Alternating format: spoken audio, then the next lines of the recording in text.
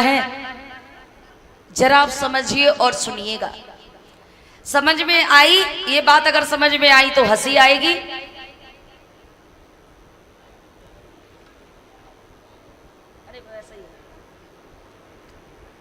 अगर ये बात जो मैं बताऊंगी अगर ये समझ में आई ना तो हंसी आएगी आपको, अगर नहीं समझ में आई तो हंसी नहीं आएगी। आप जरा, आपका ध्यान मैं चाहूंगी, सबका ध्यान चाहूंगी, आप इधर उधर ना देखें, जरा सुने और समझें, और खासकर हमारी माताएं बहनें।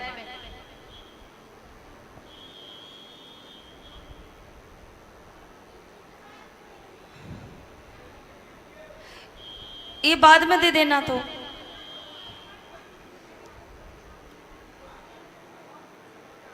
ऐसा ना, अगर ये बांटते रहेंगे तो दिमाग भी इधर उधर हो जाएगा ना, सुनेंगे ही नहीं। बोले ठीक है। शिक्षा और अशिक्षा में क्या फर्क होता है जरा ध्यान देना।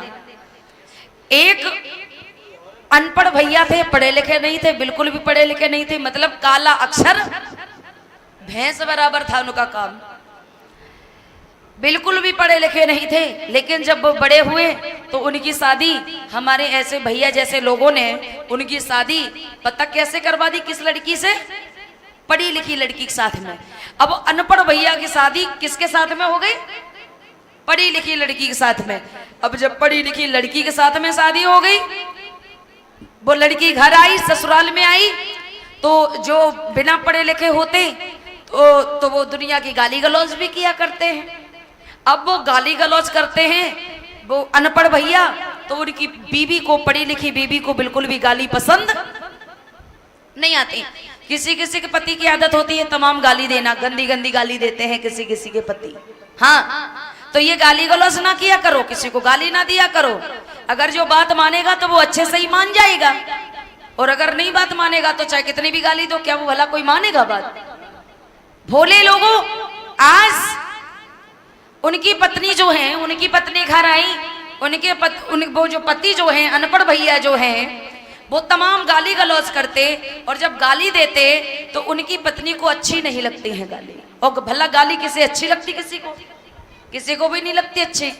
अब देने को तो कुछ भी देते रहो गाली गलौज। उनकी पत्नी ने कहा कि एक बात सुनो, अगर आप ये गाली दोगे तो मैं तुम्हें छोड़ के अपने कहां चली जाऊंगी? मायके चली जाऊंगी। मायके की धमकी देने लगी बेचारी। कहा कि मायके की धमकी देंगे तो हो सकता है कि ये मतलब गाली ना दे। अनपढ़ भैया ने गाली देना बंद नहीं की, और उनकी पत्नी ने ये बढ़िया सा झोला उठाया, और झोला उठा के कहां चल दी? मायके चल दी। अब वो भाभी भी पढ़ी लिखी रहे, उनके मायके के लोग, माँ बाप, भाई भाभी, बहन सब पढ़े लिखी रहे, बढ़िया से पढ़े लिखे। अब जब वो भाभी चली गई, जे घर में भैया अकेले रह गए, और इन भैया के पापा खत्म हो गए थे, माँ थी, अब मम्मी बूढ़ी थी, मोटी मोटी रोटी बनाती थी, बढ़िया से लला को खवाई। लला जानते हो? लला जाना? अपने लड़का को खिलाई, लड़का को मतलब भाई अनपढ़ भैया को, अपने भाई अनपढ़ बेटा को खिलाई रोटी, खुद माँ ने रोटी खाई, और दोनों माँ बेटे ने रोटी खा के वो बढ़िया सो जाया करते थे। जब एक दिन हो, 2 दिन हो, 3 दिन हो, 4 दिन हो, और धीरे धीरे जब 4-5 महीने बीत गए तो उन भैया, अनपढ़ भैया को याद आने लगी। और याद किसकी आने लगी? किसकी याद आने लगी? अपनी पाइप की नहीं, वाइफ की, हाँ, पत्नी की याद आने लगी। उन्हें अपनी पत्नी की याद आने लगी। अब जब उन्हें पत्नी की याद आने लगी तो अपनी माँ से कहा कि माँ, मुझे बहुत याद आ रही है अपने पत्नी की, तो मैं अपनी पत्नी को लेने जा रहा हूँ। मम्मी ने मना किया, फिर भी वो नहीं माने। उन्होंने बढ़िया सफेद शर्ट पहनी और पैंट पहन लिया, और सर पे ये पगड़ी बांध के, भैया बढ़िया गमछा बांध के, और वो चले। सब लोग ध्यान से सुनो, तब आपको समझ में आएगा। अनपढ़ भैया अपने घर से चले सफेद कपड़ा पहन के, और वो कहाँ के लिए चले अम्मा? कहाँ के लिए चले? ससुराल के लिए चले। अब जब ससुराल के लिए चले, धीरे धीरे जैसे ही ससुराल में पहुंचे, अपने वो घर के थोड़ी वो गली में जैसे ही प्रवेश किया, तो दूर से उनकी साली जो है वो घर के बाहर थी, और जैसे ही दूर से आते हुए देखा उनकी साली ने, अनपढ़ जीजा की साली ने, तो एकदम से अंदर गई और कहने लगी, अरे मम्मी मम्मी मम्मी मम्मी जरा इधर आना। हमें ये लगता कि जीजा जी आ गए। अब वो पढ़ी लिखी थी साली, उनकी पत्नी भी पढ़ी लिखी थी बढ़िया से। अब लेकिन जो अनपढ़ भैया पढ़े लिखे नहीं थे, उन्होंने कभी कुर्सी भी नहीं देखी थी कि कुर्सी पे कैसे बैठा जाता। आज तो सब लोग बढ़िया कुर्सी पे बैठ जाते। अब जैसे ही जीजा जी आए तो उन्होंने जीजा जी को देखा, तो जीजा जी को देखने के बाद में वो ऐसी कुर्सी उठा लाई, जैसे ये कुर्सी पड़ी ऐसी कुर्सी लाई और जीजा जी से कहने लगी, जीजा जी को कुर्सी डाल दी और जीजा जी से पढ़ी लिखी साली कहने लगी, जीजा जी प्लीज सिट डाउन। क्या कहा? जीजा जी प्लीज सिट डाउन, मतलब जीजा जी ये चेयर पड़ी है, इस पे आप बैठ जाओ। अब जैसे उन्होंने कहा कि जीजा जी प्लीज सिट डाउन, तो जीजा जी तो दादा पढ़े लिखे थे नहीं, कहने लगे यहाँ कौन सी ट्रेन निकल रही जो सिंगल डाउन लगाए हैं। मतलब उन्होंने कहा सिट डाउन और वो समझे सिंगल डाउन, तो कहने लगे यहाँ कौन सी रेल निकल रही जो सिंगल डाउन लगाए हैं। साली कहने लगी इसके मतलब जीजा को समझ में नहीं आई बात। साली कहने लगी, जीजा जी कृपया करके आप इस कुर्सी पे बैठ जाए। जीजा जी को बैठना भी नहीं आ रहा। अब जीजा जी कुर्सी पे बढ़िया से ना बैठ के और आगे मुंह करके ना, अब जैसी जो कुर्सी पड़ी और जो बीच में जो साइड में जगह है, इनमें दोनों पैर फंसा के और बढ़िया पकड़ के बैठ गए। अब जब जीजा जी ऐसे पकड़ के बैठ गए ना, अब देखना शिक्षा में क्या फर्क है। अब जैसे ही जीजा जी पैर डाल के कुर्सी पकड़ के बैठ गए, अब जीजा जी सोचने लगे यहाँ पे कितनी छोटी भैया चारपाई होती है। चारपाई जानते हो? खटिया, चारपाई, पलंग जानते हो ना? आप क्या क्या कहते हैं इसे? खाट। अब कहने लगे मेरे यहाँ तो इतनी छोटी खाट नहीं है, मेरे यहाँ तो बहुत बड़ी बड़ी खाट होती है, लेकिन इनके यहाँ इतनी छोटी खाट। भला हम जब बैठने में नहीं आ रहे तो लेटने में कैसे आ जाएंगे।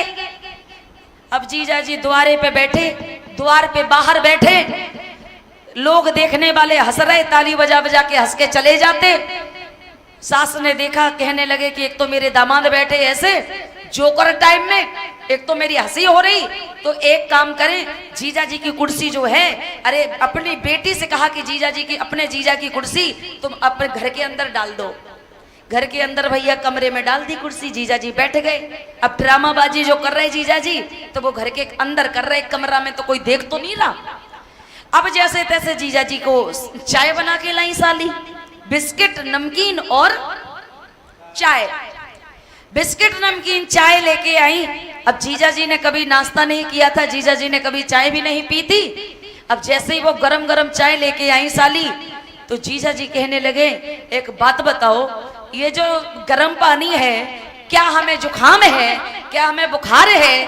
अरे जब हमें जुकाम होता, गले में खराश होती, तब मेरी अम्मा मुझे गर्म पानी दिया करती है। आज हमें कोई बीमारी नहीं है, तुमने ये गर्म पानी कैसे दे दिया? अरे ले जाओ, ये गर्म पानी मुझे नहीं पीना। साली कहने लगी, जीजा जी ये नाश्ता है, चाय है, ये चाय पी लो, और ये जो नमकीन वमकीन है, बिस्किट है, ये खा लो। जैसे तैसे जीजा जी ने खाया, आराम करने लगे।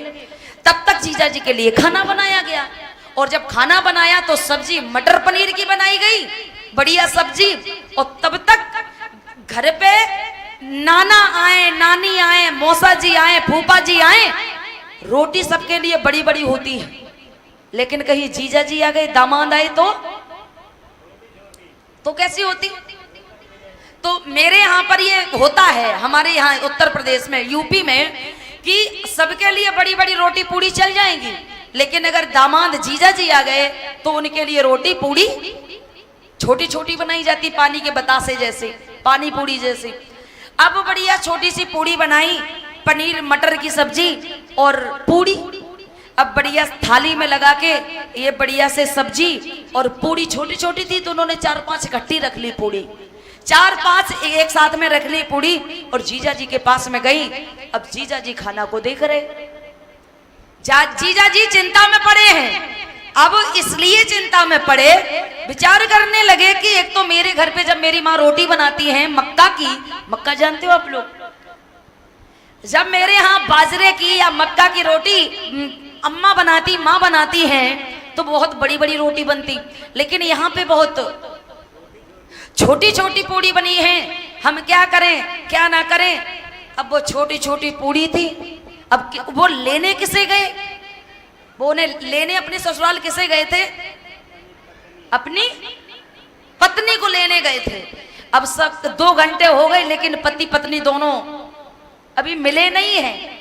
जैसे ही खाना खाने लगे तो पत्नी जो है, पत्नी ने विचार किया कि एक बार हम भी देख लें कि मेरे पति खाना कैसे खा रहे ससुराल में।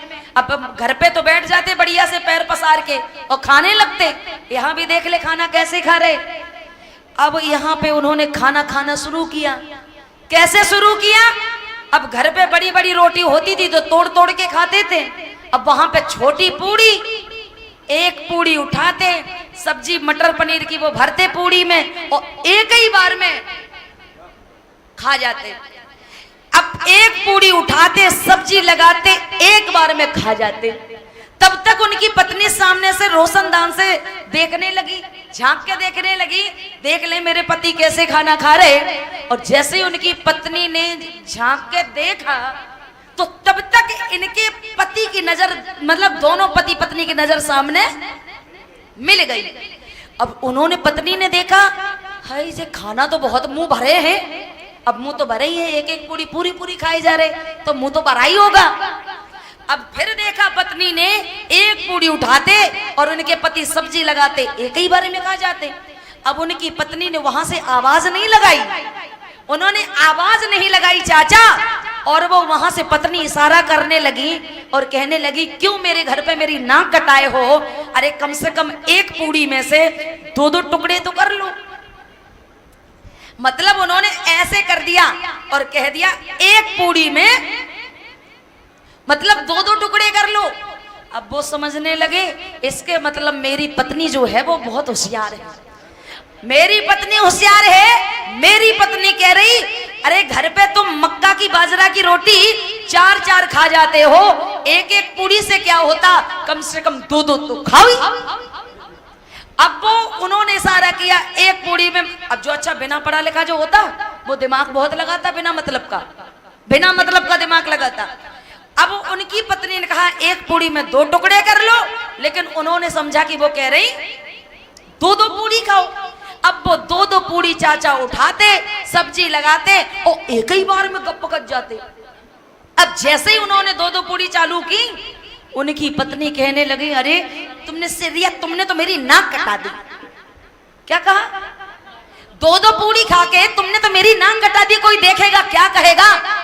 और जैसे इतनी बात कही ना तो अब वो सोचने लगे कि अब वो गाली देने लगे वहीं से और कहने लगे अच्छा ये बात, ये तेरे यहाँ परंपरा है तो तू मुझे घर पे बता देती कि तेरे यहाँ पर खाना दामाद को नाक से लगा के खाया जाता, दामाद नाक से लगा के खाना खाते। अब कहने लगा ठीक है, मुझे उल्लू ना समझना, मैं बहुत होशियार हूँ, उल्लू नहीं हूं मैं। अब उनकी पत्नी ने कहा कि तुमने तो 2 पूड़ी खा के नाक कटा दी। अब उन्होंने समझा कि ये कह रही कि नाक से लगा के खाओ खाना। अब वो 2 पूड़ी उठाते, सब्जी लगाते, नाक से लगाते, तब वो खाते। अब वो वही प्रक्रिया अपनाए। तब तक उनकी पत्नी ने अब जब सब्जी देखी ना नाक से दुनिया की लगी, तेल लगा देखा, सब्जी का तेल नाक में लगा देखा, उनकी पत्नी ने उन्हीं के सामने सर से हाथ मारा और कहा कि क्या होगा, क्या हो गया, करम फूट गए। हमारे यहाँ कहते हैं कि करम फूट गए। तो उनकी पत्नी ने कहा कि अरे जिस सिरिया को पाके करम फूट गए। अब वो फिर गाली देने लगे, वो कहने लगे इसके मतलब जैसे नाक से लगाया ऐसे ही ये जे कह रही कि खाना माथे से भी लगाओ। अब वो 2 पूड़ी उठाएं, सब्जी लगाएं, नाक से लगाएं, मुंह में ये माथे से लगाएं और तब मुंह में खाएं। उनकी पत्नी कहने लगी अरे अब अगर मैं कुछ कहूंगी ना तो ये दुनिया का ड्रामा रचेंगे, इसके मतलब खा लो खाना खा लो। जैसे तैसे वो पागल दामाद ने खाना तो खा लिया। लोगों देखना कि अनपढ़ क्या होते, पढ़े लिखे क्या होते। खाना तो खा लिया लोगों, और जब खाना खाया ना उसके बाद में उनकी दो सराइज, सराइज जानते हो आप लोग? सराइज, हाँ हाँ, साले की बहू। अब साले की बहू जो, अब उनके दो साले रहे तो दो सराइज रहे। अब साले की दो बहुएं जो हैं, मतलब अलग अलग साले के अलग अलग बहू हैं भैया, एक बहू की दो, एक साले की दो बहू है ना, अलग अलग सारे अलग अलग उनकी बहू हैं। अब जो दो सराइज रहे, एक रहे हमारे उत्तर प्रदेश जिला कन्नौज की, और एक रहे हमारे उत्तर प्रदेश बनारस की सराइज। तो कन्नौज जिले का एक चीज प्रसिद्ध है, और कन्नौज जिले का पता क्या प्रसिद्ध है? सेंट प्रसिद्ध है हमारे यहाँ कन्नौज का। अब जैसे ही कन्नौज वाली भाभी आई तो उन्होंने क्वाटन में रुई, जानते हो रुई, क्वाटन, उन्होंने क्वाटन लिया और क्वाटन में सेंट लगा लिया। सेंट जानते हो? अब सेंट लगा के और क्वाटन लेके, रुई लेके अपने वही जीजा जी के पास में पहुंची। सराइज पहुंची, सराइज साले की बहू अब पहुंची, और उन्होंने कहा, पढ़े लिखे लोगों की आदत होती है नमस्ते करना, ये सारी चीजें करना। तो सराइज ने कहा, जीजा जी नमस्ते। अब उन्होंने हाथ जोड़ के कहा, जीजा जी नमस्ते। अब वो कहने लगे, हाओ हाओ नमस्ते नमस्ते। उन्होंने कहा, नमस्ते जीजा जी। अब जीजा जी का कह रहे, जीजा जी कह रहे नमस्ते नमस्ते। अब जैसे तैसे नमस्ते तो किया। सराज ने कहा कि जीजा जी ये मेरे यहाँ का तोहफा ले लो, और जैसे ही तोहफा लिया बैठ गए। सराज चली गई, साले की बहू चली गई।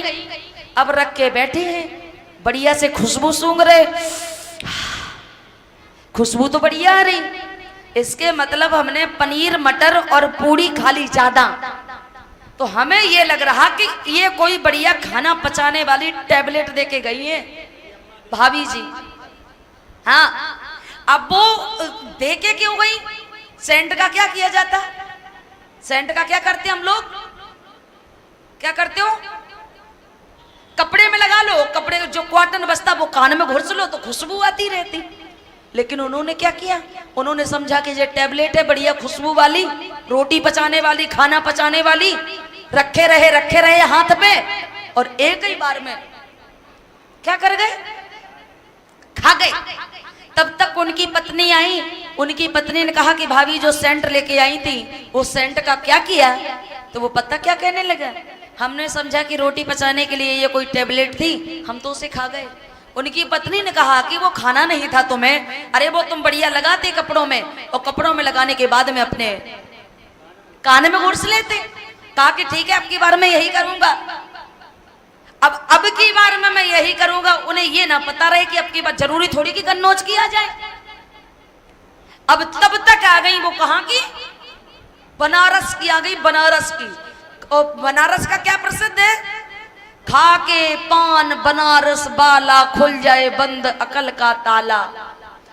अब वो पान लेके आई और पान में बढ़िया चूना लगा रहे, तो चूना से पान भैया खा के लाल हो जाता है मुंह। अब पान लेके आई, उन्होंने भी कहा जीजा जी नमस्ते, कहा नमस्ते नमस्ते, और भाई प्रक्रिया भाई जीजा जी ये मेरे यहाँ का तोहफा। अब उन्होंने पान ले लिया, सराज चली गई साले की बहू। अब पत्नी तो पहले से ही ज्ञान फैला के गई थी कि अब की बार अगर आए भाभी तो अब की बार बढ़िया से वो लगा लेना जो भाभी देने के लिए आए। अब जरूरी थोड़ी सेंट ही लेके आए, हो सकता है सब्जी लेके आती फिर भी रगड़ते कपड़ों में, यही तो अपने दिमाग की बात होती। अब पान जैसे ही ले लिया, बैठे बढ़िया से। अब कहने लगे हमारी पत्नी तो पहले से ही बता के गई, उन्होंने कागज में जो पान रखा था वो कागज से निकाल लिया और बढ़िया पान का पत्ता खोल के और बढ़िया कपड़ों में रगड़ा। कपड़ों में रगड़ने के बाद में उन्होंने जो लकड़ी बची वो पान की लकड़ियां वे कान में घुस ली। अब जब पत्नी आई और पत्नी ने देखा तो देखने में वो अनपढ़ जीजा ऐसे लग रहे जैसे किसी का अभी अभी मर्डर करके आए हो, पूरे कपड़े लाल कर लिए। पत्नी कहने लगी इसके मतलब ये अशिक्षा जो है बहुत बुरी चीज होती है, जब ये पढ़े ही लिखे नहीं हैं तो ये क्या करेंगे। अपने पति को साथ में ले आई, ससुराल आई उनकी पत्नी और आके अपने पति को पढ़ाती लिखाती और कहती कि आप जब तक पढ़ोगे नहीं, अगर आप पढ़ोगे नहीं तो मैं आपके साथ में नहीं रहूंगी।